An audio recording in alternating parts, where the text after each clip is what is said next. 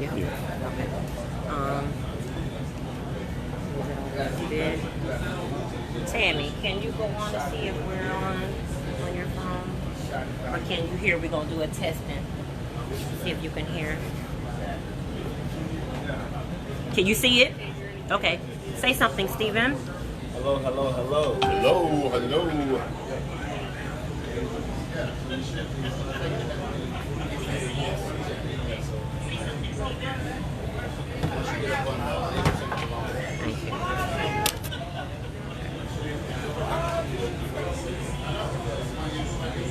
Do you see us? What? Can you see us? Online? I just heard you. You.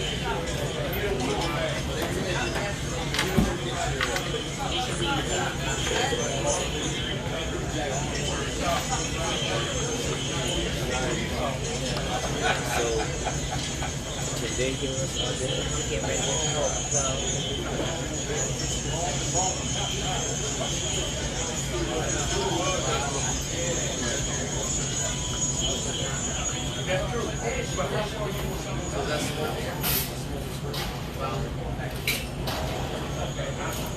Okay, we're on.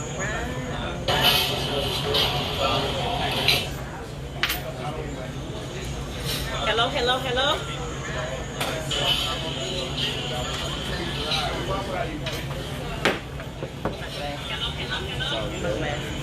Is this in the way? No, I just wanted to make sure that it was seeing you fine. Yeah. Oh, yeah. Yeah, I can hear it. I can hear it. So what you think? Let me get Cindy to get on see if she can hear.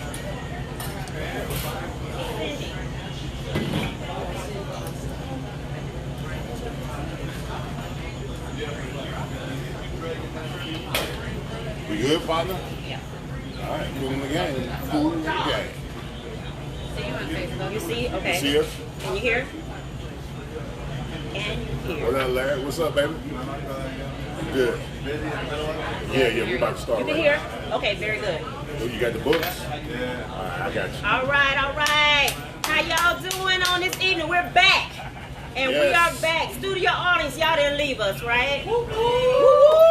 Thank you, bro. Thank you, thank you, thank you. They stay with us through the That's the head through the Ah. thick and the thin. That's where you gotta have good support systems around here. Absolutely. Okay, so welcome, welcome, welcome. We had a little bit of technical difficulty, but with anything great, that's sometimes what will happen. But guess what? We still here because when you have lemons, you make what, Leon? Lemonade. Lemonade. That cool, refreshing drink. The tangy kind. The tangy kind. Very good. with plenty of ice cubes. That's With what the I. Ice Cube. We thank you all so much for hanging in there with us. This is Smoke and Score Live with Leon and Tracy. We're here every other Thursday. Island Girl Gate Parkway, 7860 Gate Parkway. And we appreciate so much the support of Gate Parkway and our distinguished and eloquent manager of Gate Parkway, Cindy Day. Y'all give her a hand. Cindy Day. Let me tell you something. She has been here with us, has rocked with us since day one. She believes in our mission and what we're doing. And we're so very appreciative to her. Right, Leon? Absolutely. Right. So y'all can come here every other Thursday and be a part of our live studio audience at 7860 Gate Parkway. Enjoy a great cigar, great stick. Also, you can enjoy a great drink. The bartenders are amazing. Everyone here has eloquent service, amazing humidor. They got every cigar you want in the world, okay? Every blend you want. So come join us here. So we're so excited to be here every other Thursday at 7:30. And Tracy, guess what? Yes. They have you.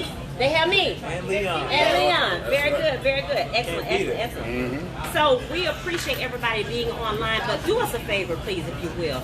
Leon, it's so important that people go on and do a watch party or share. Share. If you see this page, we're really working hard to bring you some really great content, some really great flavor to this show. Bring you stuff that you want to hear, stuff that's engaging for you and that you want to be a part of, okay? So please share, like, and do a watch party for us if you don't mind. And chime in. Chime in. Ask questions. Ask questions. Whatever you want. Because guess what? Nothing We got personal. some big prizes. Merry Christmas, 'tis the season, It right, is the Leon? season. I was going to ask you about that. 'Tis the season. How's your holiday shopping been going so Oh my far? gosh, I haven't Have done you gotten any. it? No? I haven't done Yeah. a tap. I ain't done either. I ain't done a tap. I did. All my kids grown. Hey, I guess got all what? mine done. Guess You what? got yours Very done? good, Stephen. Every Yes. single thing I got done. Every single thing? There's That's not one excellent. person on the list that. Really? Okay, talk up a little bit, Stephen, because we on this. We got to talk. I think everyone can hear me. They can hear you on the. I'm projecting. You projecting. Very good, very good. So we're so excited. We have a honorary guest here with us this evening, Mr. Stephen Kelly, attorney Stephen Kelly, here hailing from Jacksonville, Florida, from our beautiful city. We're so excited about the content and the information that he has to share with us this You evening. said Right? hailing from Jacksonville, Florida? Hailing. Oh, what? Not originally. No. Not originally. You're right now. See, I got some people from Augusta Listen. on there I know. listening, right? Listen, I'm not gonna mess People with by the Mama. way in South I'm not gonna Africa mess with Mama. on here listening. Come on. And I'm just saying now, listen, when you say hailing from Augusta, I'm gonna have my homegrown folks on me. Okay. I can't let that happen. Okay. Very I good. love you, Jacksonville. But see, me, I'm from the 706. The 706. What is that? Georgia boy. What is that? Georgia boy. What part of Georgia? Augusta, Georgia. Hometown of James Brown. Oh, That really? means I have How? soul. Check Hey, look, yourself. guess what? That means I got soul and I'm super bad. And you There you You know go. what I said? I love it. I That love it. means I I love got it. soul and I'm super bad. Well, everybody, please chime in and participate because we will be looking at some of the comments. I'm sorry I had to get off Instagram because of our technical issues, we had to get on with my other phone. But, however, I do have to say that we do not own the rights to any of the music that's being played on this broadcast. All opinions expressed on the Smoke and Score live podcast with Leon and Tracy are expressly used for this podcast. All opinions of guests and any content therein does not necessarily represent any opinions or agreements for our broadcast of content therein. That sounds like some attorney stuff, don't it? Oh! It probably is. And guess what? I'm pretty sure of it. But guess what? I got it together because I'm not trying to get us in trouble, Mr. That's Kelly. right. You gotta do what you gotta do. Keep it tight. Keep You it gotta right. do your due diligence. Keep it tight. Keep it right. Leon. Yes, ma'am. So Leon, we have something very special that will be coming up on, we want to talk about for the January event for Island Girl Gate Parkway called Cigars for Truth, right? Cigars for Truth. We will be holding an event a kickoff will be on January 15th at 7 p.m. here at Island Girl Gate Parkway. Hosted by Island Girl Gate Parkway, of course, the Oceans Crew. It will also be hosted, I take my glasses off, Smoking Aces Jacksonville, Cersei All Pro Series Cigars, Ultimate CEO. Did I miss out anybody?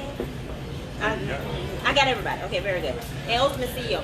And You guess said what? the Oceans Crew, right? I did. That's what I matters said the that most. first. Which you're a part of, right? Absolutely. Very good. So we are, you come in to Island Girl, you buy 2 cigars and we donate one to the troops, the local troops. Because you know what? It's nothing better than fighting for your country, fighting for what we believe in, helping our military and our armed forces and what they're doing. And guess what? Get that nice little cigar and feel something like home. Right, Leon? Yeah, so how does it work out? It works so you buy 2 cigars. Right. And you donate 1 to the military. Exactly. Basically what you One to our local troops because Local troops. our local troops here in our Jacksonville, Florida area. Okay. Our local troops. When is this event again? This event will be held on January the 15th Okay. at 7 p.m. But what you need to do is come in here now and buy your cigars now up until the event. You can come in here now and you can buy 2 cigars and won't be donated. But please, please, please come on January the 15th because we'll have some great networking, some drinks, some have fun. Now, I want to ask you this question. Yes. Now, you're inviting the military to come. So if you're a military person, retired or currently on duty, you can come to the event. Yes. And we'll buy 2 cigars and then we'll smoke one with you. We'll smoke one with you, All right. military. Thank you, Leon. That's awesome. Come armed forces, come military. Y'all come have a good time with us. We appreciate you and hats off and salute to you for all that you do. Thanks for your service. Absolutely. Thanks for your I service. challenge you guys. Okay, challenge us. Now, you mentioned Oceans Crew, Yes. and I'm a part of that. Yes, you are. And you mentioned CEO. Yes. That's you. Yes. And then you mentioned All Pro. All Pro Series cigars. Yes, that's me. Yeah. Now I guarantee you that the Oceans Crew is going to fundraise and bring more cigars right, than That sounds like a Thirsty- challenge. In search. Than the All Pro and CEO Combined. What? We that bad. Wait. Hold I'm on. telling you, watch what happens. Wait a Watch. minute. You've been challenged. Wait a Hey, minute. listen, all my Jaguar fans, free autographs. You heard what I if you said. come. All right, so that's gonna kill you right there. Guess what? Huh? My business partner, which is also our producer behind the camera, Mr. Fields, we've been challenged. Yeah, We you gotta have meet the been. challenge. I accept your challenge. All right, that sounds good to me. And then when we win, you gotta buy all us a drink. Oh, That's very easy. good. It sounds like a deal. Very good. Sounds like Very a good. Very good. Excellent. Well, you know what we do here at Smoke and Score. We talk all things cigars, sports, entrepreneurialism, and community. We have a very amazing guest with us on this evening, Mr. Stephen Kelly, attorney Stephen Kelly. Thank you. All right, and we're so delighted and so honored that he would come on the show. He's a good friend of mine, I consider myself, and I'm so honored to have him as a good friend of Leon and myself. Absolutely. And you know what? He's going to give us some great information and just talk about his journey. So let's just jump right into the conversation. Mr. Kelly, Okay. so tell us about yourself. Tell us a little bit about what gave you the motivation to become an attorney. Now that might be a broad question. That's a pretty broad question. But if you can get into a few specifics of what helped you to motivate you to become an attorney. I would say my mother and my father, for sure. My family, I come from a very tight-knit family, and I was very dogmatic about being a lawyer initially. It was one of those things where I heard so much. My parents saying that I'm going to be their lawyer because I was a chatty Cathy, they say. Really? And I think that really speaks to the influence of parents in their kids saying certain things. It was the first thing that I heard from my parents. So it was one of those things where when someone what do you want to be when you grow up? Second nature, I would say I'm going to be an attorney because it's what I heard my parents say. So I would say that was really the initial spark, you know. Then my ego led me the rest of the way. Very good. And I know I'm talking very loud, but you got to talk louder because we don't have the microphones. We have Understood. Those, so Can you guys hear me? just a little up. Okay. Perfect. Okay. So very good. So in the climate of what we have going on, Mr. Kelly, and everything we have going on, and I feel like I can call you Mr. Kelly right now because. But you know what? I would prefer if you just call me Steve. Well, you know why I do that, Steve? Is because I have so much admiration and respect for what you do. Yeah, and you know, I respect that, but because you have that admiration for me personally Okay. and not professionally, Okay. right? It's on a personal level, right? Okay. We there personally. there. Okay, very good. So Steve, Steve is good. that's good. Okay, very good. That, you know what? It's actually preferred. Okay, very good. I got it. So, Steve, in the climate of what we're dealing with today and all that's going on, what do you feel like in the profession of being an attorney is very challenging for young people to sometimes want to go into, because people hear attorney and they think, oh, they make money. Oh, it's just a money maker. But there's so much more intricate parts, I'm sure, to being an attorney. What would be your advice to a young person to say, hey, you may think it's all about the money, but you got to have a little bit of heart or something else? What can you give us to that? Well, the thing about it is, I think that it's a long, hard road, in my opinion, and for a lot of that time, you're not going to have the money, so it has to be a motivating force behind it, other than the money that's going to continue to, like for example, making it to the league. Like you have to play high school football, you have to play college football, you don't get paid. You know, you have to go through undergrad, you have to go through law school and things of that sort. So and then as a black man, you understand your obligation to your community and the power that you can get in, and you're representing, your community in a position of power and representation that matters the most. So I think that it's just not about the finances. You have to have something more than that to motivate you to accomplish those goals. Oh, nice. For me, it was my family, my mother, and my ladies. Your ladies. Oh, absolutely. Oh, I love have that. my grandmother, my mother, my sister. Then I got my niece, right? And then I got my queen. Most importantly, the queen. We gotta mention the queen. Oh, absolutely. And what I can say to you is they've always been my motivating source. Nice. Very nice. And then my community as well. Yeah. I owe an obligation To do that and I do owe it obligation well. to my ancestors. I'm in a position of employment that historically a lot of blacks were not allowed to be. Oh my God, Steve, I love that you say that. You say you owe it to your ancestors. I love that. That should be a shirt. Yeah, it should be. That should be a shirt. I love that. Each of us do. No matter where you're from, What you doing? What industry? no matter what, you owe an obligation to your ancestors. Be the best. To continue to push the culture forward, to push our country forward, and to push the world forward. Okay. Now, Leon, go ahead. now let me ask you a question, because I've always had a great deal of respect for guys who, you were in college. I know how hard it was for me to be an athlete in college. The dedication and the motivation, the focus, the determination that I had to exude when I was playing ball. So I can only imagine you in college, you young, and we're all young. And I'm the king. And I was going to let you, and you pledged. I'm All hanging out right. with you. Okay, so you're a cute Shout out dog. to Keith Thompson. And you go to college and you want to be in the tournament. But there's the college life, there's the fun, there's the getting out, there's the doing stuff. How were you able to focus all that attention on becoming an attorney and not be distracted by the college life that you were involved in? I think that the main thing would be having someone who is a step ahead of you as a mentor or at least as an example. Because what I'll say to you, my college life was great. Listen, Seagull Middle School, life was great.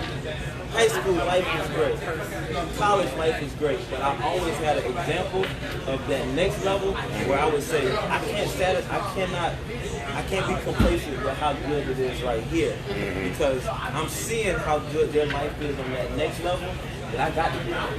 You know what So I mean? you saw the levels too. Just imagine being at the University of Miami. You the man. Cersei sub. You at the U, everything is good. It ain't as good as it is for the brothers in the NFL. So guess what that means? You got to get there. You got to get there. Absolutely. So I think mentoring and mentorship is very important. Now that piggybacks on my next question I was going to ask you now.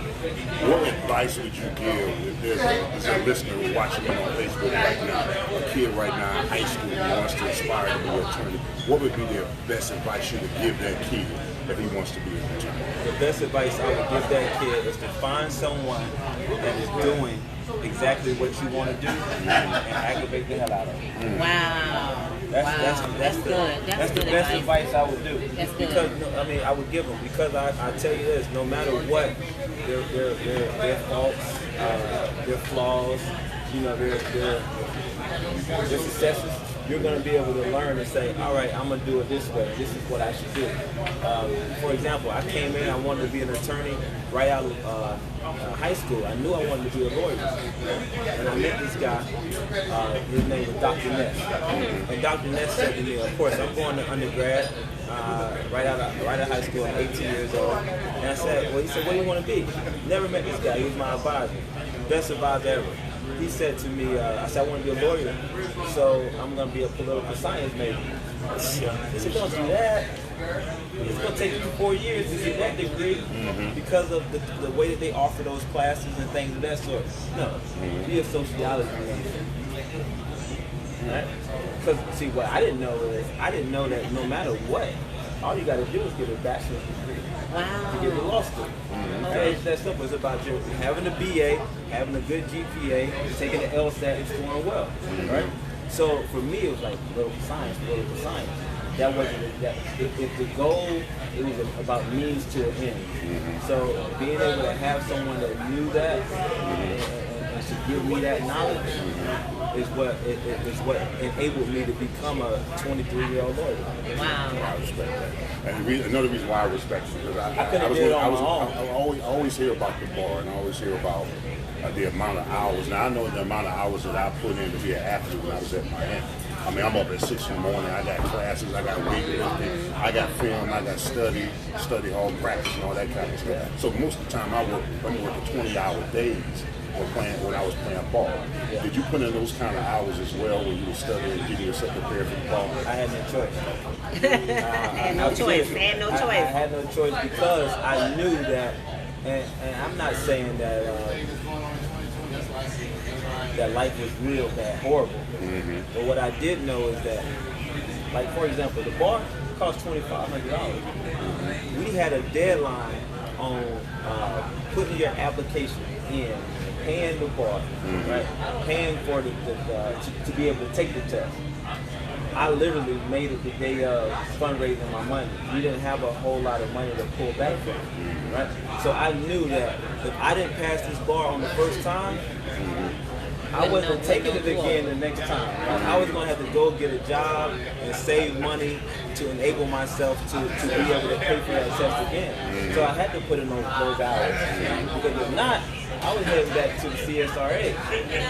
Probably working corporate core for us, working corporate core or something for a semester or something. Then maybe raise enough money to get back at it. Couldn't risk it, you know?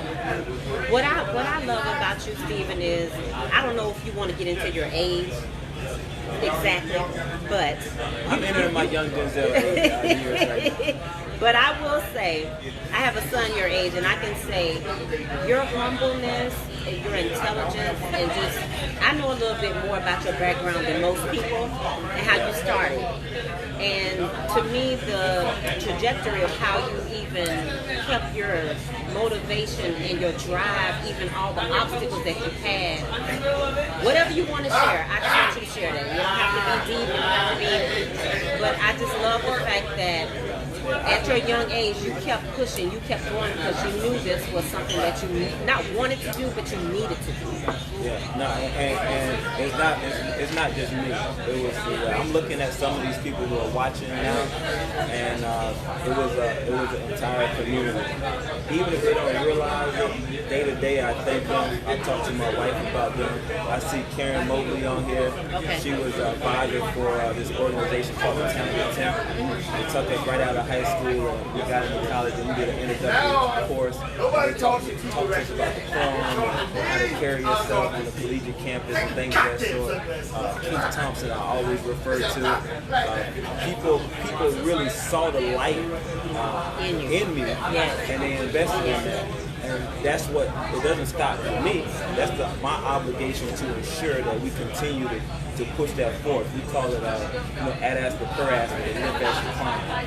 So that's what I will attribute it to in my community. That's what we need more of that to ensure that we continue to lift our communities up. Absolutely, and I'm glad you said that, and I want to segue into something really quickly, and I don't know how much you can talk about this. You can talk about it at your own pace or how you want to, but so we got the Diamonds Ford case. We're here in Jacksonville, Florida. This is what we're dealing with.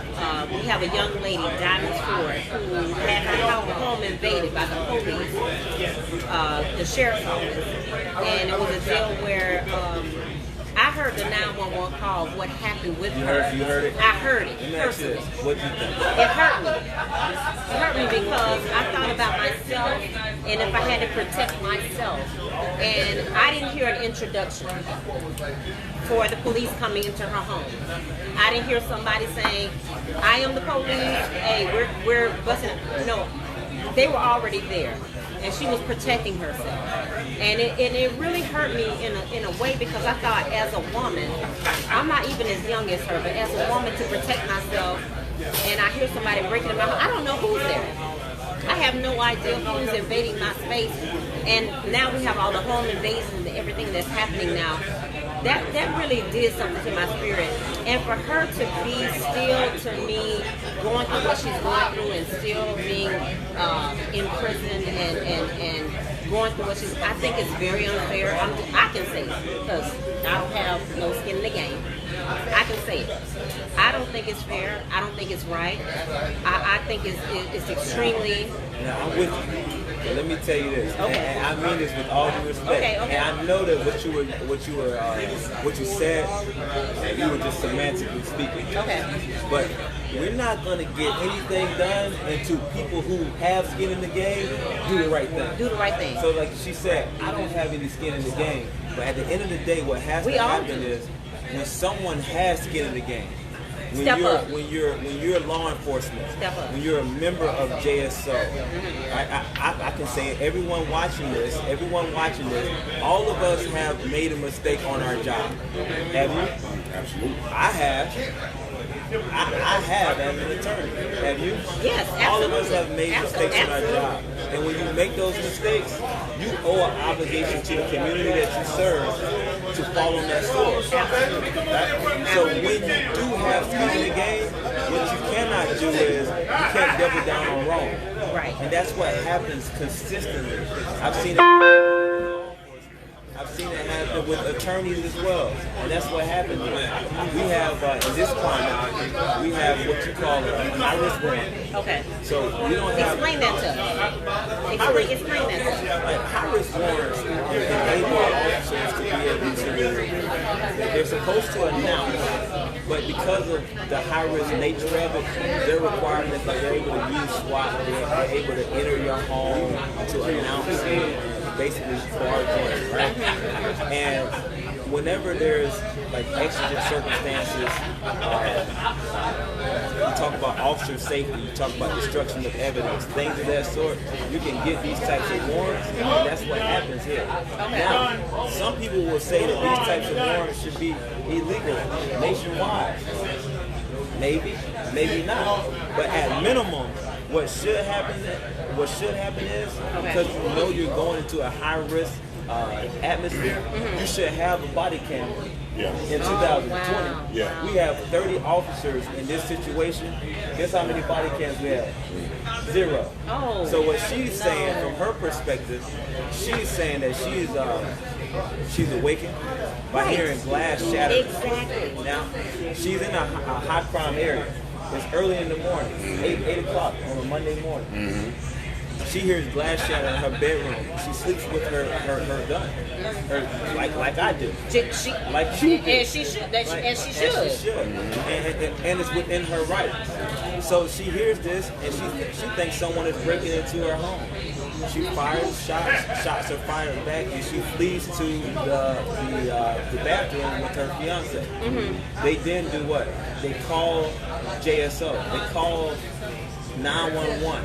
Now, you and I both know that you don't call the let me police tell you something. on the police Why would you when do you just that? shot the police. Why would you? Or shot at the police. And that's You what don't I do that. heard. And that's what I heard that got me. And you can hear it. You can hear the fear in her voice. You can hear her in the fear. If she thought she was doing something exactly wrong, she would have never done it. Yeah, and if I'm not mistaken, I mean, Florida is not a no-knock state. Because there's some states that are like that, right? And we're a state that adheres to the castle doctrine. You protect your home. And that's what she did. Now, luckily, and I'm not anti-law enforcement. Luckily, he wasn't. No one was killed. But because there's a law enforcement officer involved, this is what we have to deal with. Right now, she is being held since September 28th on a $535,000 bond. $535,000. And I'm not saying now when you were playing in the league, $535,000, you pay $50,000 and you go home and you're able to go through the system and get your due process. Do you think that she can make it look away? What happened to fellowship last year this time? You can't do that. You can't do that. she's probably, I'm pretty sure she's not in any position to bail herself out. Not 50 grand. No, it's unreasonable. It is real. It's a ransom to say the least. You know? So that's kind of what we're dealing with. We're trying to potluck. Her family has started a GoFundMe account. If you guys follow me on Instagram or on Facebook, it is in my bio. So you guys can definitely check it out. Check out the story. Contribute if you can, if you will. And my obligation is to try to get her home as soon as possible so that I can, we can go through this process, especially considering COVID, considering that we can't go through this discovery process quick as we normally can. And at this point, she's sitting in jail. She's not. She has an 11-year-old daughter, Leon. That's real sad. Now I heard you talk earlier about one of the main reasons you became an attorney because you wanted to serve your community, black people. Now, I would say that's one of the raising the So you can serve yourself for, I don't know if it's the same, a public servant or a citizen, or is that the same service? You know, to me, I think it's the same. I look at it as the same. I think when you're doing a certain job, you know, it's when you serve, you owe an obligation to your community. You know, no matter what the reason that you go into it for, if you're a police officer, you owe an obligation to the community. The same thing if you're an attorney. It's a certain moral and ethical code that you have to adhere to. You know? Yeah, absolutely. So, Yeah, 'cause I mean, really. I just want everybody to realize that, man. Even now, a lot of times people focus so much on the national issues, you know, the presidential election and things of that sort. But the truth of the matter is, the most can be done at the local level. Like, if you get involved in your local politics, if you get involved with what's going on with your local law enforcement, your local government, that's when you're really going to have that. When you're really going to have that power. These people live in your community. Yeah, like you're right. These people right here. Yes, like every day. If you're able to touch them and be able to reach out to them and say, I have a problem with what you did on this particular case, or what you did to this particular person. Like, that's where the true change is going to come from. I totally agree with you on that. Everybody, you know, now we came out in droves in the election between Biden and Trump. But if you want to sincerely affect your community in a positive way, you got to vote more locally. Yes, you do. You do. You got to vote the sheriff, and all the community people within your community if you want to see significant change in where your decisions within your community. Yeah. So that affects you. Exactly. In your neighborhood. I mean, to be quite frank with you, you know, your quality of life is not going to change so much on a national level with a change of regime versus how it would change on the local level or the state level. So that's why I think it's very important that you get involved here locally. Put that energy into something that matters. As we always say, keep that same energy. You know, keep that same energy when someone prostitutes someone maliciously. Exactly. When there is police brutality, I could name 3 or 4 cases here locally in Jacksonville that I would challenge you to look into. Okay. And I guarantee you that you look into these cases, you will be completely disgusted on the same level that you were disgusted in watching George Floyd murdered on national TV. And that we don't even know about. That we don't even. 2 streets down. Wow. From where you rest your head. Wow. Like those types of things is what's going to really enact change. And that's what we need. We have to engage ourselves. We have what to. You're saying. We have to really understand the word and the definition of community. So Steve, what can we do as a community? What can we do more? What would you suggest, or what would you implore us to do to make sure that we make more impact into what we need to do to make change in our local? Because, you know, it starts local, and then if you go abroad, then you go national, whatever, international, whatever. But what can we do? We're all, Leon has a business, I have a business, we know people, we have all these followers, have people on here. Smoking Score is not just for cigars, but we're for impact. What do you suggest that we do? How do we start? You know, I think the very first thing that you have to do is you have to have that knowledge. Okay. Now, Tracy, I know that you're very informed, you're very involved, as well as you, Leon. But I was talking to a good friend of mine, and he is definitely in the 1% education. He has all. If you go on his Facebook, he has all these things to say about national politics, things of that sort, right? Very learned man, as they would say. He didn't know who the sheriff of Jacksonville was. What the heck? So that's what I mean. It starts on the local level to be able to say, like, just to get that information. Watch the news. Download News for Jacks. Follow Janice Harris. Okay. You know, like these people who bring you this content and this knowledge on a daily basis in your local area. Follow them. Okay. I mean, and it's so easy now because of social media. Yes. It's like this. You have no excuse. I was talking to my nephew, right? He asked me, man, he's so bright. I got babies coming, by the way. Yes, he has twins coming. Can I say?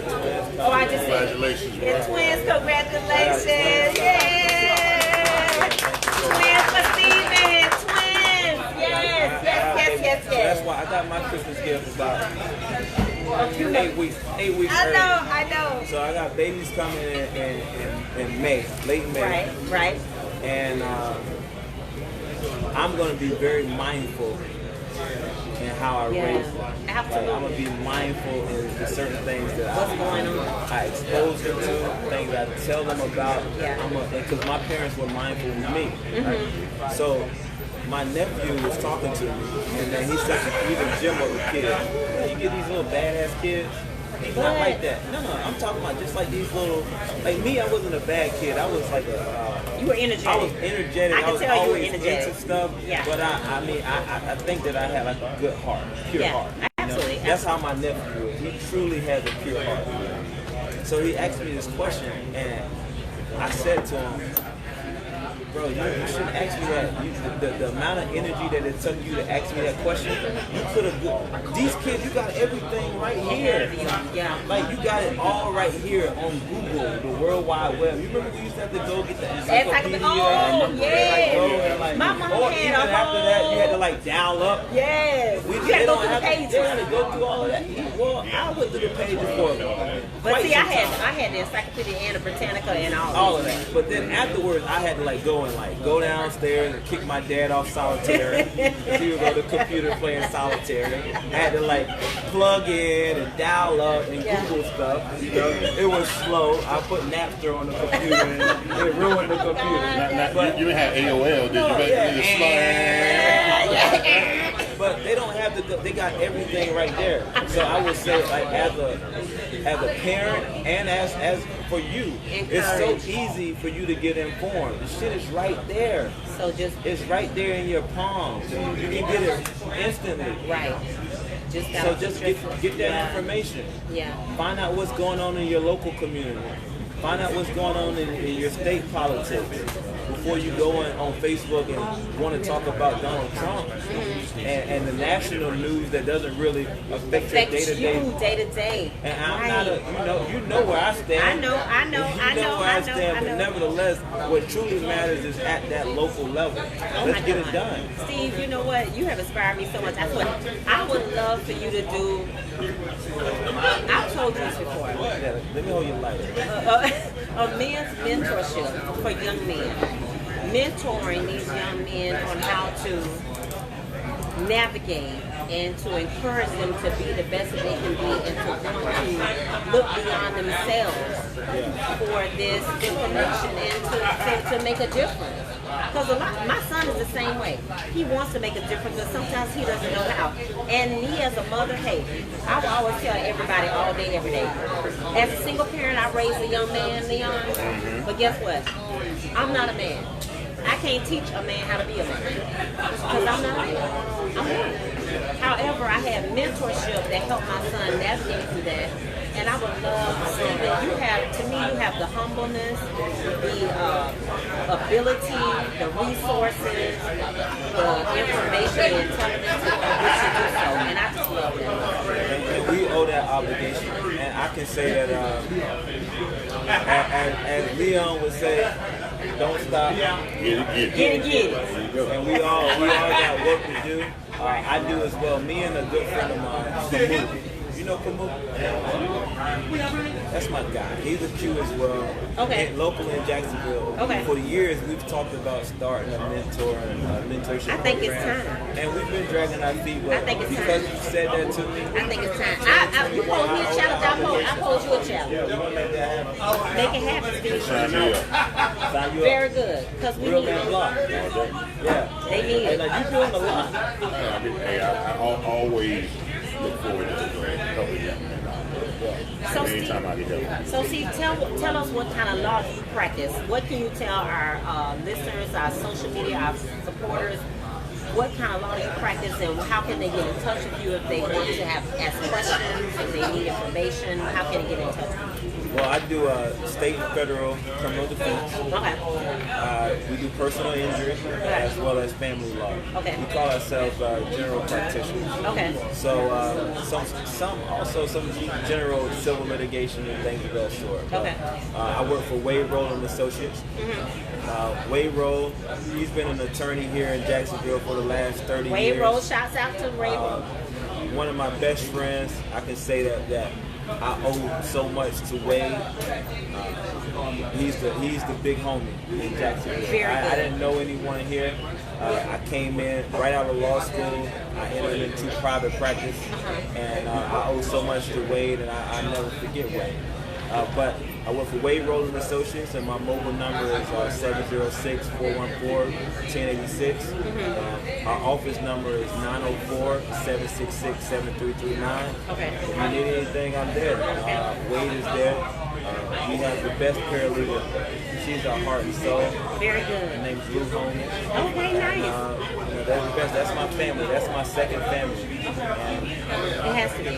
for so many years, I've owed so much to them. Okay. We'll put that in the thread for everybody that's on our support system and our Facebook and Instagram. We'll put that in the thread, the information that Stephen just spoke of. Okay, so you all can get in touch with him. Steve, we appreciate all this information. You've been great. You You've guys been amazing. You guys have been awesome always. It's my pleasure to come on this show and talk with you guys. So you call him Steve, but I call him Esquire. Esquire. Esquire. You know what I call? You know what I call you now? Come on, Pillar. They call him Big Pillar. Big killer, big killer, big That's killer. right.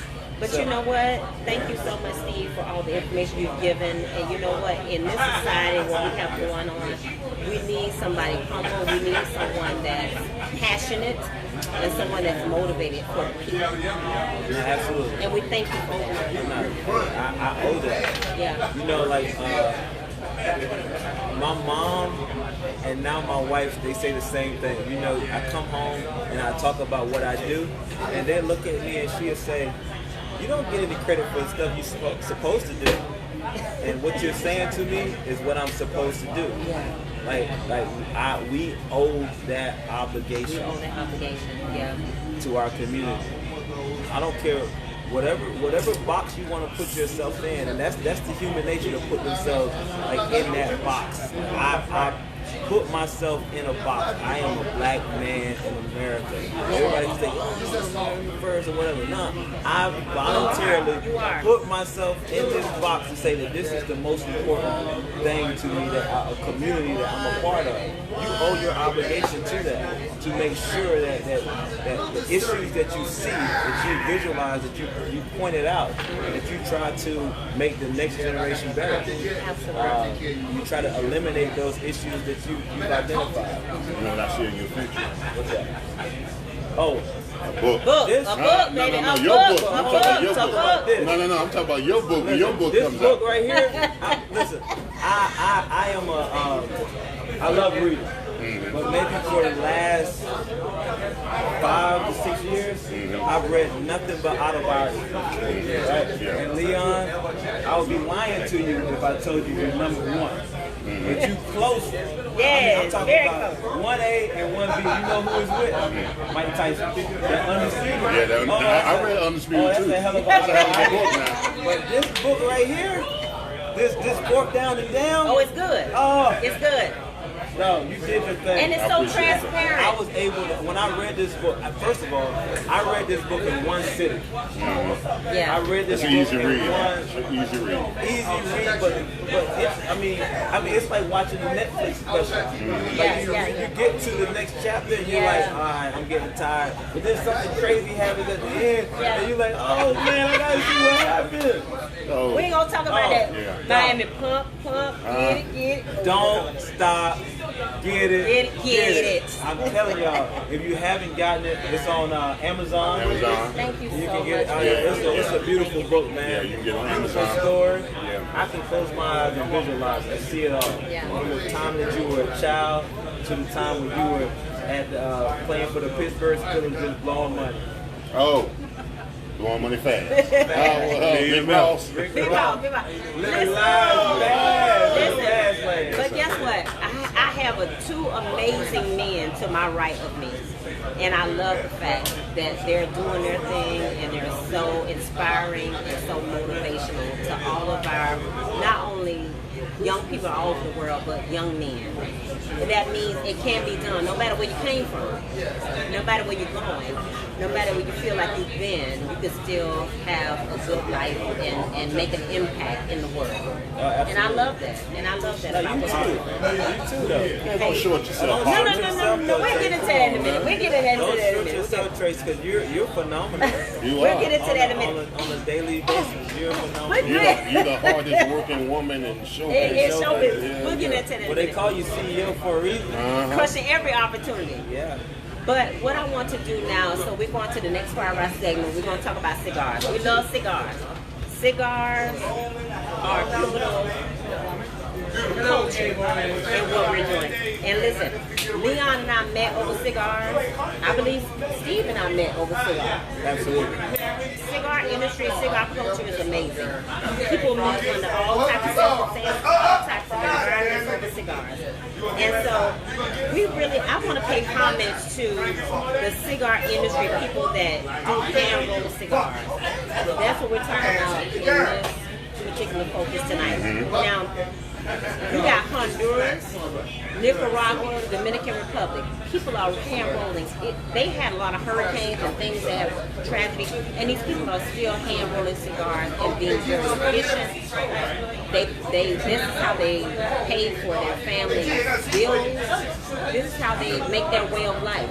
Hand rolling cigars. This thing that we enjoy, beautiful leaf, the binder, the filler, the wrapper, we enjoy it. And guess what? All people that's hand rolling cigars. Now, my CEO cigars, we have a blend of CEO cigars. My business partner, Mr. Anthony Knoxville, who's also our producer for the show. We have our 3 blends. It's a Maduro wrapper, we have a Connecticut, and we also have a San Andreas Barbacoa, which is combined, Maduro and San Andreas leaf. So we're Maduro Habano. I've been corrected. Thank you so much. Appreciate it. You got my back. Absolutely. You got my back. So there are people that are doing great things, and we want to pay homage to these people and just appreciate. So what about you, Leon, with your cigar? Well, I can tell you the first time I fell in love with a cigar. Okay. All right, it's about 7 years ago. I was in Miami. My distributor, his name is Alex. His distribution is called American Cigar Company. And I went to his house in Coral Gables right before after the Miami Hurricane game. But anyway, I know you're not a big fan of the Canes, but it's all good though. But Let's go, dog. huh? Yeah, okay. That's right, you're from there. Jordan. So I'm going down. I'm walking down the street. Alex is taking me to this spot, and right this little coffee shop. They had these tables out there in front of the coffee shop, right?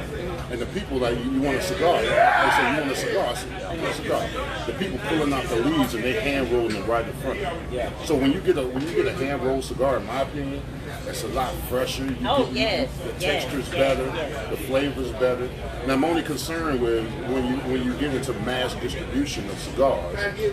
Do most of them, is it 50-50? Is it hand rolled or is it manufactured? Because big companies, I'm not gonna say any names. Is it 50-50 with hand roll or is it more manufactured? I mean, I know the difference, but you want to keep to the quality of it, right? Right. But a lot of them are hand rolled. Now, I can speak to, there's a gentleman out of Clearmont, Florida. As a matter of fact, his name is, that owns Coronas. Don't try to show up. I think his name is Jeff. Anyway, he owns Coronas in Orlando. So they're 100% American manufactured hand rolled out of Clearmont, Florida. Okay. They go to leaf there. They have their boxing, banding, cigars, leaves, everything already homegrown in Clearmont, Florida. Okay. They do the rolling and everything there. So most of the time when you have your hand rolled cigars, they're already doing all of the hand roll from the leaf, the filler, binder, everything. Hand rolled right there in Honduras, Nicaragua, Dominican Republic, wherever they do it at. Yes. So they're doing all hand rolled. It's a full hand rolled cigar. And you're going to get the freshest, most fulfilled flavor of your cigar when you're doing it like that. Now, to answer your question, all my cigars they're all hand rolled. I think a Nicaragua. The leaf, the blend, and the binder. So they're all hand rolled. I mean, the All Pro Series cigars is our Nicaragua. The Black Moses is also hand rolled, and the Magic. Okay. You know, Magic it's called the Magic. It's called the Magic Stick. Wait. It's called the Magic Stick, y'all. I've had the 70s, the Big Leon. I ain't had the Magic Stick. I might not want that. But I haven't had the Magic Stick. I might not want that. I might not want the Magic Stick, y'all. Leon, that All Pro is good. I appreciate it. I've had your cigar as well. And what do you think? I've enjoyed it. I'm a Padron guy. I know. Myself. 7,000. 7,000. I know. That's my day-to-day. They're here at Island Girl. Yes, they are. Fresh, nice. To death. Cindy, they got us so saying, yes. Look, the cigars here at Island Girl on Gate Parkway, they're like Steve Kelly. They fresh to death every day. Every day. Now you can clean Every day. Hey, they fresh to death every day. Every day, all day. Get what? I wake up like this. Hey! I love it. Now we're gonna have fun. I love it. But yeah, that's good. But you know what? One thing I would say about that is, because the cigar industry is so intimidating to so many people. It can be. It's intimidating. It can be. I smoked my first cigar because I was trying to hustle somebody for some free wings at Aromas. Wait, you're supposed to say the name. Oh, it's the truth. No, you can't cut it off. You tell the true story. Just hide that now. I'm telling you, listen. Someone said to me, I was in my first year of law school, and his name is Dietrich. You know Dietrich. Hey, what's up, D? I ran into Dietrich at Publix, and we got to talking, and he said, "Hey man, you smoke cigars?" And I was like, "Yeah, I smoke cigars." And he was like, "Come smoke a cigar with me." So I went over, and he asked me what type of cigar I wanted, and you know what? I'm gonna say the name. Can I say all the names of them, right? Yeah. Okay, because now I would not smoke this cigar. Oh. But I will. It's just the truth. I wouldn't smoke this. It's just my opinion. It's an opinion. Yeah. I might get it from my wife, but he was like, "What type of cigar?" I was like, "Well, I'm gonna get some, with a little flavor." So I got a acid. Right? Oh, acid blondie. I got an acid, and that was my very first cigar that I smoked. And when I smoked that cigar, I was hooked. And that's not even, I would smoke that cigar today, but it took time It's a palate. for Your me palate changes. to create my palate. Now, Your palate changes. I smoke a Maduro, Yes. but it took time. I mean, we're talking about 10 years to smoke this Absolutely. cigar. Absolutely. So it was at one point to where I didn't appreciate, my palate wasn't as enhanced to where I appreciated the difference between a 7,000 and a 1926. I couldn't taste anything differently. I was like, oh man, I smoked too quick. But it really doesn't matter. But now I taste the difference. Right. Wherever you want to start, wherever a cigar novice or aficionado, where you want to start, you start with your own blend. Absolutely. Whatever you like for your palate, whatever you like for your taste, you start where you want to start. Now, I started with Champagne Perdomo. Perdomo is my love. You started with Black and Mild. No, I did not. Steve, I did not. Who? I don't don't smoke Black and Mild. Wood tip. I'm from the north side, but I don't smoke Black and Mild. You started with a Black and Mild like the rest of us. No, I did not. No, never Black and Mild. Never Black Cherry and wine Mild. tip. Never Black and Mild. Hey, truth be told, the college, that's why. Everybody did. Everybody You take the did. filter out. Yeah, and Black and everything. Mild. I plead the fifth. Yeah. But That's why she started. But now I look love, at Ultimate CEO. Listen, I love a Perdomo 10th anniversary. That was my first cigar, and the blend and how they have the hand rollers and they do the bourbon barrel. And if you ever follow Perdomo systems and how they hand roll their cigars and how they care for their employees, it's an amazing system. Sometimes I want people to just look at, if you go on Google or if you ever have the time to just look at how people hand roll and go from seed to leaf, you will be amazed at what people do to bring this product to us. You will have more respect for what people do. I promise you. It's an amazing process. It's a very amazing process.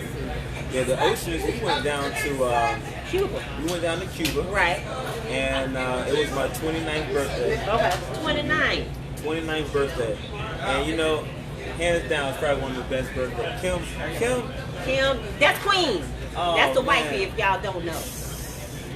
This If woman y'all never don't know. ceases to amaze me. She's I had amazing. no idea I was going to Cuba, number one. Okay. So I went down to Cuba. We're having the best time of our life. Okay. Me and her. Her and I. Her and I get home, you should have said her and I. Just kidding. We're having Proper the best English. time of our life. And I went to sleep, I woke up, but I was missing my friends because she doesn't smoke cigars. So I'm down here in the mecca of stoves. And what happened, baby? What happened? What happened? So I woke up the next day and she's rushing me. I want to like sleep in. She's rushing me. She's rushing me about some taxi down. I'm like, I'll pay the taxi. The taxi get wait. So when I walk out the door, I see all my friends. I see Al. I see Roy. I see Howard. I see everybody, man. And you know what? We smoked some of the best Cigars ever. and we saw the process that they went through. Yes. And we also saw the people. Yes. You know, we It saw brings all you a those, whole nother we saw respect. all those black Cubans down there proving that was their industry. I mean, they have pride in the work that they Yes. were doing, And it means something to Oh them. man, yeah, absolutely, And if they make money, that's their livelihood. absolutely. That's their passion. A lot of them were Absolutely. raised. I want to give a shout out real quick to Isabella Bar Cuba in St. Augustine, Florida. She's from Cuba, and she was hand rolling as a little girl. She was picking leaves in the Seed planting, seed planting, to leaf. seed To to rolling. leaf. She was rolling as a little girl. Yeah. And she was doing what she does, and she's out of St. Augustine, Florida. If you ever get a chance, visit Isabella's Bar Cuba in St. Augustine, Florida. And her birthday's coming up. And her happy birthday, Isabella, by the way. But she's doing a great job, and she's always done a good job. So, you know, shouts out. We just want to pay homage to what we appreciate in this leaf. You brought the culture to us. You brought camaraderie, all kind of friendships and business. I love this cigar. I love it. It's I nothing love it. better. It's nothing better. It's But nothing better. the only thing is the Fried Willie in the cigar culture. That's not really about. Well, That's it's happening. always gonna be one. It's more It's than always one. gonna be one or two. But you know what? We don't pay attention to that. I do. Because everybody want to make a cigar nowadays, and it's fine. Everybody want to do something, but just respect what's been done and how everybody is respecting the business. So, moving right along, because we got to get into the sports part of Smoke and Score. And with Leon Searcy, we're going to talk about these Jaguars and Minshew. What we got going on, Leon? Gardner Minshew renamed as the starter for the Ravens game. What's happening? What's Yeah, happening? we gotta talk about it. We gotta What's talk about the happening? I'm gonna Jaguars. tell you straight up. That boy gonna damn this you ass up. Ooh. Oh, Listen, that's without a doubt. I mean, I first mean, of all, Lamar Jackson gonna be out there dancing. and we talked about this earlier this week on the radio. We was talking about the fact that Jacksonville had an opportunity to bring Lamar Jackson to Jacksonville. Oh, all right? okay. Okay, now, I don't think he would have had success here because you know why? Because they wouldn't have built the offensive line. they would have tried to make him fit into their offensive scheme. See, if you go up there in Baltimore, the offensive coordinator is Greg Olden. All right, Greg Olden, he built the offense to cater to Lamar Jackson's strengths. Okay. All right, Lamar Jackson. Lamar Jackson came out of Louisville. All right, he was in a pro-style offense. We also ran the zone read. Okay. Zone read is when you implicate, you give the ball to the running back, you pull it out depending on what the defensive end does, and then you either run or you pass. And most of the zone read is based off of play action because you establish the run game, and most of your shots are going to be going down the field. Okay. So I don't think Jacksonville, even if we had drafted Lamar Jackson 3 years ago, I don't think he would have been a good fit here because I don't think offensively we would have catered our offense towards Lamar Jackson. But he's a bad man. He's a bad man. Now, do you think that the failure to cater to specific individuals' talents has been something that has hindered the Jaguars franchise? I think what's hindered the Jaguars franchise is that over the last 2 decades that they've just drafted wrong. And they haven't had the right personnel, people in place to listen. The Jaguars. They drafted some big. You're right. You're absolutely what's right. My man's name? Cornerback. I'm not a big football follower. I don't know a lot. Ramsey's a future Hall of Fame. Oh, he's going to be in the Hall of Fame. In 20 years, he's going to be wearing the gold jacket. But you know what? How you let him go? Leonard Fournette. How you let him go? Yeah, but what you said Dante was that Fowler. their issue was drafting. I don't necessarily think it's the drafting. I think that once they draft them, they don't do what they're supposed to do. That's 2 players out of 20. The rest of the guys, you got your Dante Flowers. Okay. Blake Bortles was a bust. If you look at the draft history of the Jaguars over the last 2 decades, they've had more busted hits. Absolutely. They've had more busted hits. And you can't have that. First of all, your team, the nucleus of your team is going to be built in the draft. Being able to aspire, being able to motivate, being able to have that young talent translate onto the field. And Jacksonville has not done an adequate job over the last 2 decades. And there's a reason why they've only had 3 winning seasons in the last 20 years. It's because they did a horrific job at taking care of their young talent. The NFL is built on young talent, first-round picks, and developing your first-round picks, keeping your first-round picks, re-signing your first-round picks, and then moving forward. The Jaguars in the last 10 years, they have not re-signed any of their first-round picks except one. Guess who that one is? Blake Bortles. Blake Bortles is the only guy they signed. We signed over the last decade or so, and then over the last decade we've had 1 winning season. But that's structurally from the top to the bottom. What does it mean, Leon, to be a Jaguar? For me, personally, right now what does it mean to be a Jaguar? You were drafted, I read your book. Yeah. You were in your home. You were expecting to be a Dallas Cowboy. I was. And then you were drafted by the Pittsburgh Steelers. Yeah. That's a win. In my mind, growing up, playing, you're playing football and everything. You can't go wrong with either one of those. Absolutely right. Both winning organizations. You were a first-round draft pick today, right? And the Jaguars are going to draft you. What does that mean to you? Does it mean the same thing that it meant being a Steeler or a Cowboy? Oh, absolutely not. So what do they have to do to change that? They got to change the culture. They got to change the culture from the top to the bottom. I thought it was going to change with Shaq Khan about the season. I thought that it was going to truly change then. Well, you would think so because, with new ownership, you hope that it's going to have. I thought you were going to throw some money out and it was going to be lifestyle, flashy, and flamboyant. And I thought it was going to be everything that I desired in the city by the city. In my humble opinion, I don't think ownership has a clue when it comes to football. I really don't. And we fired our GM, rightfully so. Dave Caldwell, we fired our GM a couple of weeks ago. And if you hire somebody as a GM, he has to know football.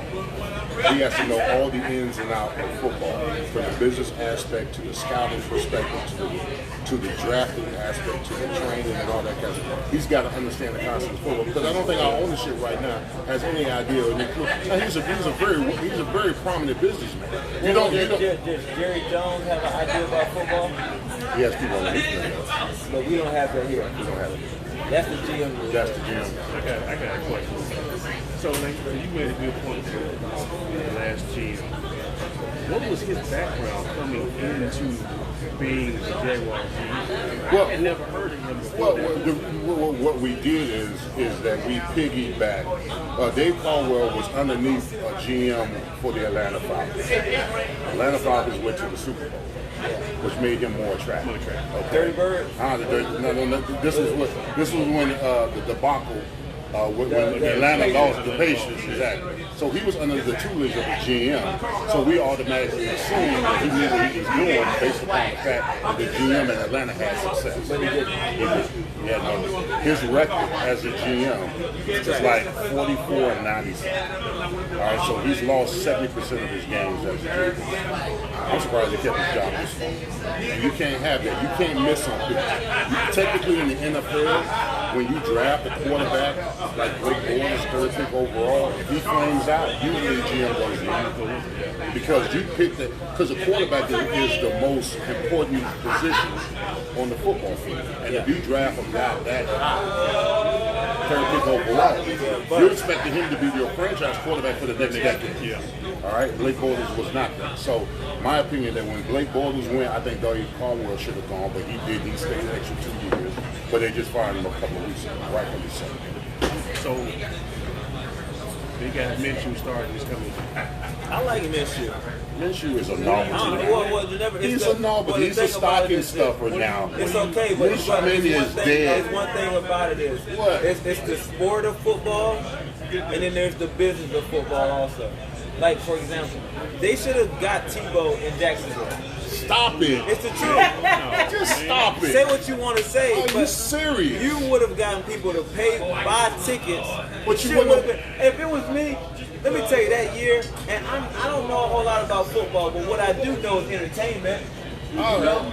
I know entertainment. I know something I'm going to pay my money to go see. I would have paid good money to see Tebow, Ocho Cinco, and damn Tebow. T.O., Ocho, and T.O. Oh, man. I would have been in there every week. And you know every Sunday, win, lose, or draw. We got to watch this shit show. It's the truth. And then Darrell talking about the Steelers. I got to watch that. No, you got to talk about the business. That's what Jerry Jones knows how to do. Okay, listen. And you're all sports and entertainment intertwined. Yeah. Okay. So sports and entertainment. Yeah, that's why we pay on the money. Exactly. You bring in revenue. We pay to go to the games to be entertained, and not only watch sports to be entertained. Yeah. And Tim Tebow is a fan of our radio show. He comes on, he talks every once in a while, whatever. One of the greatest college football players of all time. Absolutely. But at the NFL level, you couldn't throw his way out of a weapon. He was better than the person we had at the time. It was a brother too, some black guy. I don't remember his name. David Garrard. He was trash. Can't be serious right now. Well, I'm just telling you the truth. He ain't win shit. David Garrard is. I'm just telling you the truth. He didn't win a damn thing, and no one wants to say it, but I'll say it. I'll be the first one to say it. He did win the game. He beat Pittsburgh in the playoffs. Listen, if I'm gonna lose, I want to at least lose and make some money. It's that simple. You want to lose with a no name, or do you want to lose in the Bible Belt with damn Tebow? First of all, you can't say David Garrard is a no name because he's one of the top 25 Jaguars of all time. Whoa, yeah. So who number 24? He was number 24. Never heard of him. He won in the playoffs. What? One game? I'm just saying, listen, saying you're the top 25 Dallas Cowboy is saying a whole lot. Saying you're the top 25 Pittsburgh Steelers is saying a whole lot. No one likes to say this stuff. That's why y'all have me here today. First of all, I want the top 25 Jaguars all the time. What you trying to say? Nah, but Leon, I read the book. Oh, you got some shit. You did before you got here. I read the book. Now, some of these people shouldn't be on the list. They don't have the same pedigree that you have. And, hey, bro, I don't even know the guy. But I'm not a big football guy, but I would have paid money. See, you got to think about the casual. Right? I'm a boxing fan.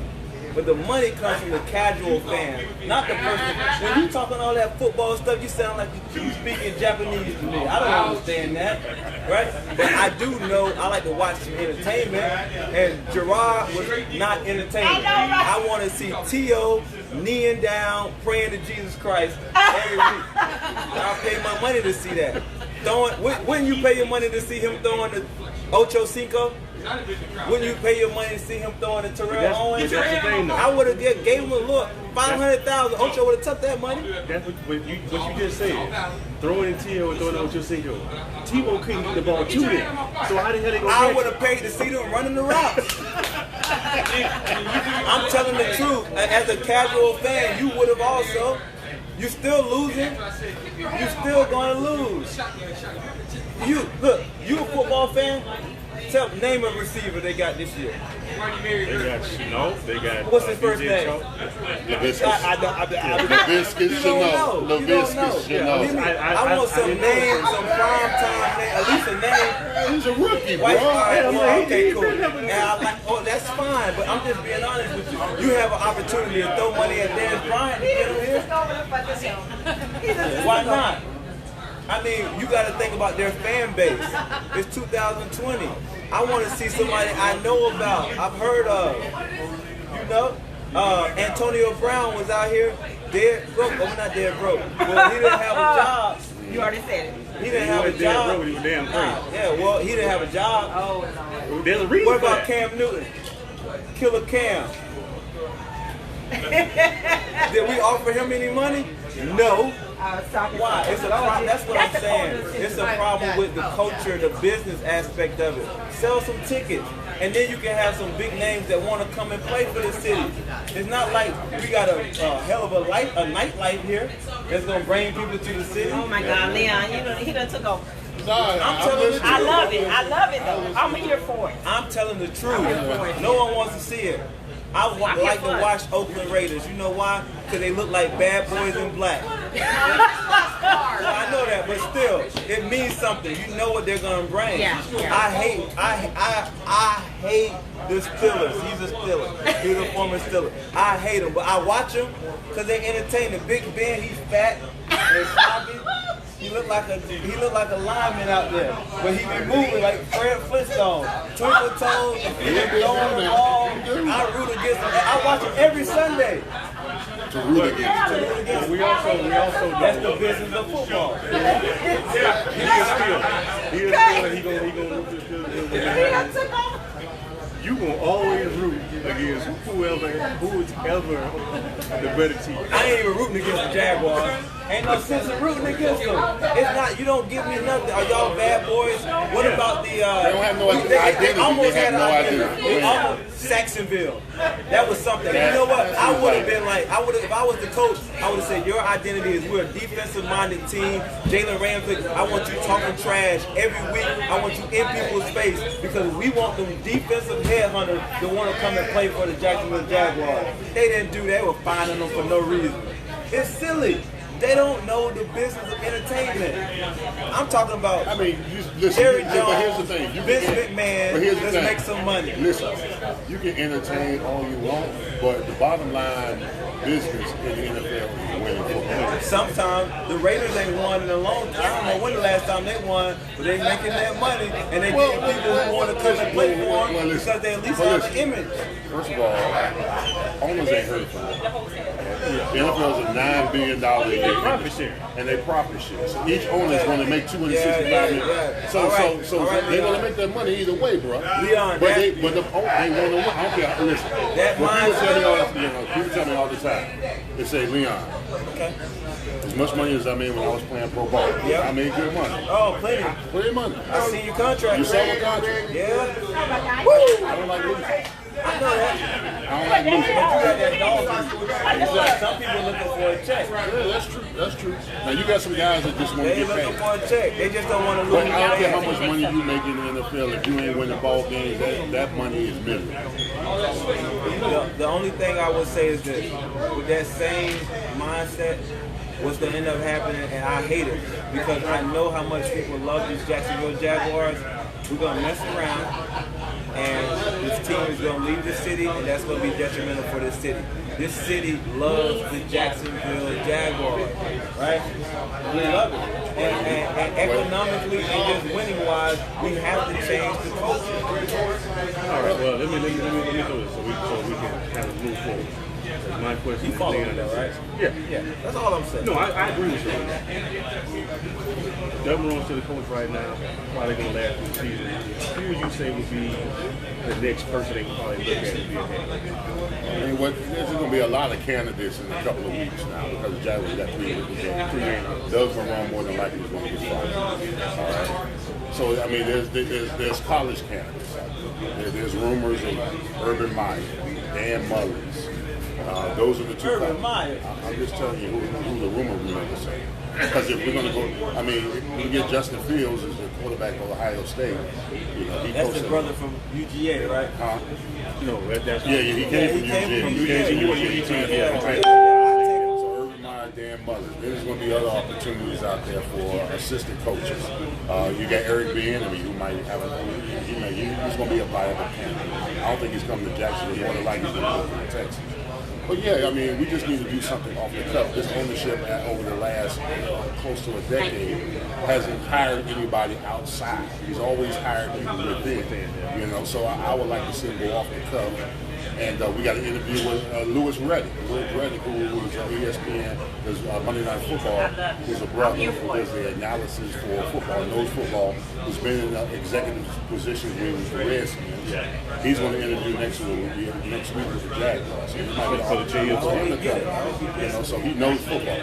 You know, my personal opinion, I don't trust the ownership of picking the general manager. So I think they should have a selective service outside source to come in, interview the guy, see the guy interviews well, and if he has the resume to take this team to the next level. Because we're going to get a new GM, we're going to need a new coach, and hopefully we can get a new coach of winning here in Jacksonville, which we haven't had over the last decade. But once that happens, the city. I've never experienced the city of Jacksonville with a winning football season. And I'm looking for that opportunity because I heard that the support and just the vibrations that come through when the Jaguars are winning. I'm looking so forward to that. Right.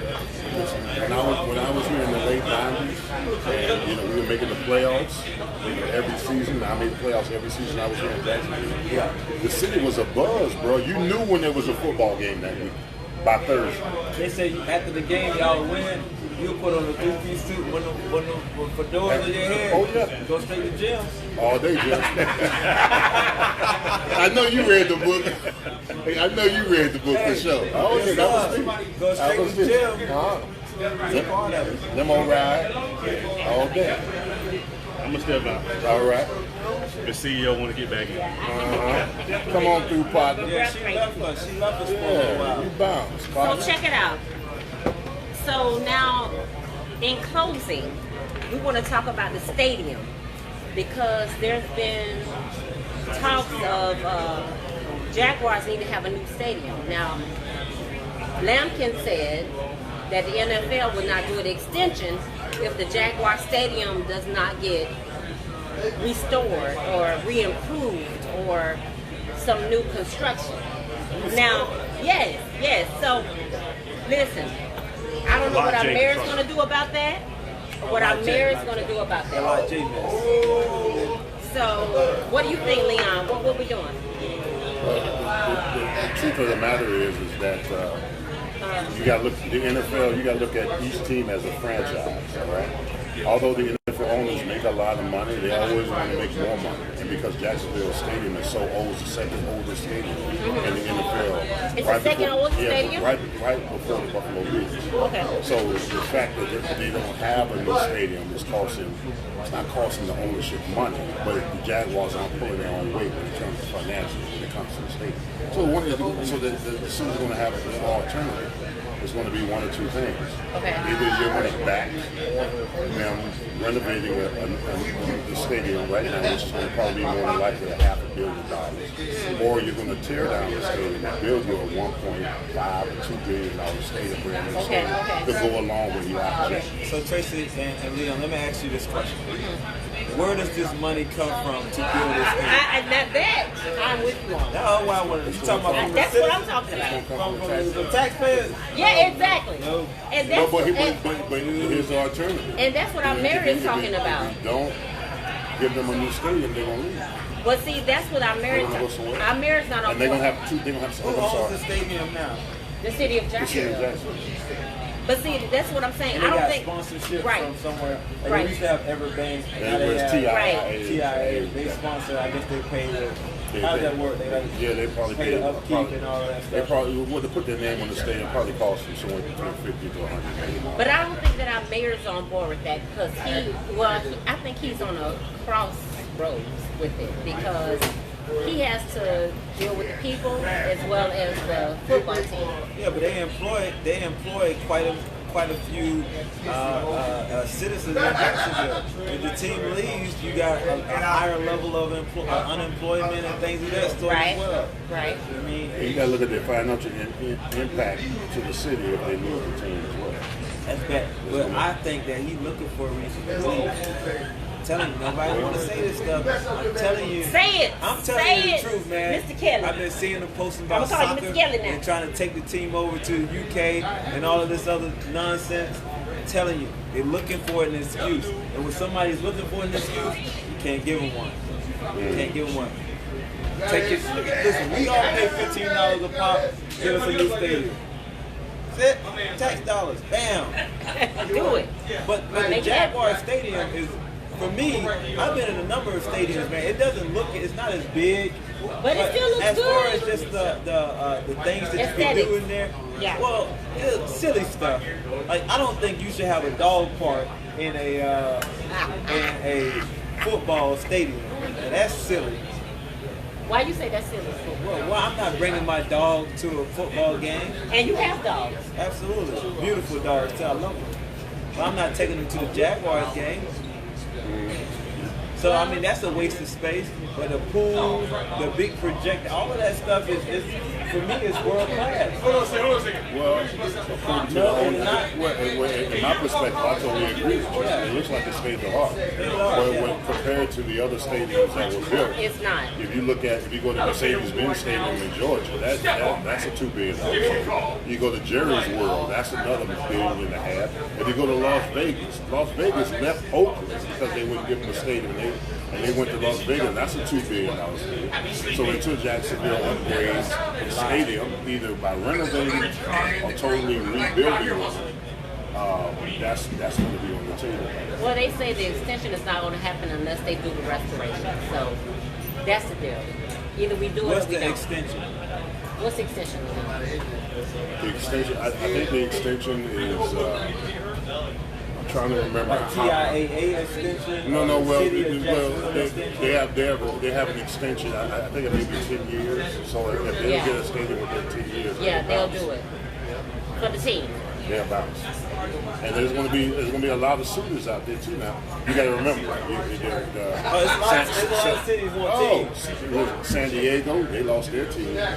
Okay, St. Louis, they lost their team. Oakland, They lost their team. Oakland lost their team. I mean, so They I can send you mean, over there. so the thing is, if the city, if the problem is it's like this: if Jacksonville won't do it, somebody else will. That's true. That's true. Well, moving right along. 'Tis the season. And because we're talking about all this cigar and sports stuff, we want to give special gifts and special prizes to all of our followers, listeners, supporters on Facebook, Instagram. So, we're going to give out one question.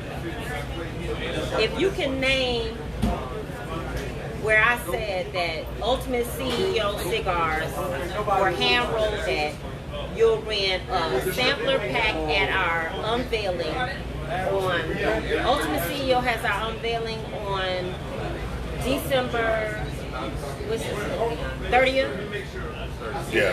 30th. The next Wednesday on our podcast, we'll have our Ultimate CEO cigar unveiling, and you will hold Ultimate CEO sampler pack.